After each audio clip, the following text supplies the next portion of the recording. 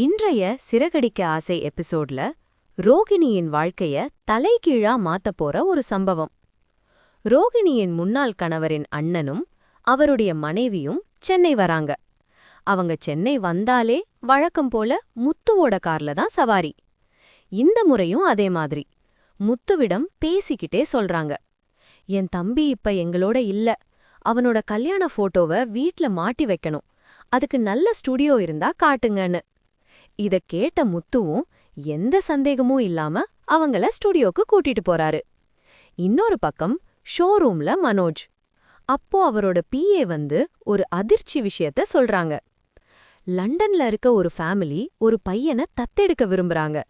ஒரு பையனுக்கு 25 லட்சம் ரூபாய் தரேன்னு சொல்றாங்க. நம்ம வீட்ல இருக்க பையனை கொடுக்கலாமான்னு. இத கேட்ட ரோகிணி ரொம்ப கோவப்பட்டு அந்த பிஏவை திட்டி அனுப்புறாங்க. ஆனா மனோஜ் ரோகிணிய சோர்ஸ் பண்றாரு.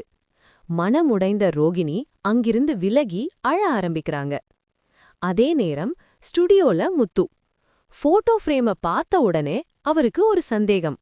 உடனே இந்த போட்டோ யாரோடதுன்னு கேக்குறாரு.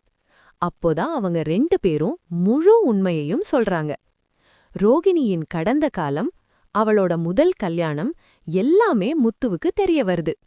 எதுவும் பேசாம அவங்கள 2 பேரையும் அவங்க போக வேண்டிய இடத்துல விட்டுட்டு முத்து வீட்டுக்கு கிளம்புறாரு. இன்னொரு பக்கம் ரோகிணி மீனாவ பார்க்க போறாங்க.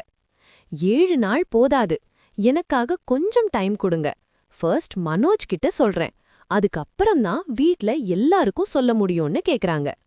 ஆனா முத்து ரோகிணி இதுவரை சொன்ன ஒவ்வொரு பொய்யையும் மனசுல நிலைச்சுக்கிட்டே வீட்டுக்குள்ள வராரு. அடுத்த நொடி வீட்ல இருக்க எல்லாருக்கும் முன்னாடி ரோகிணியை பற்றிய முழு உண்மையையும் முத்து சொல்லிடுறாரு.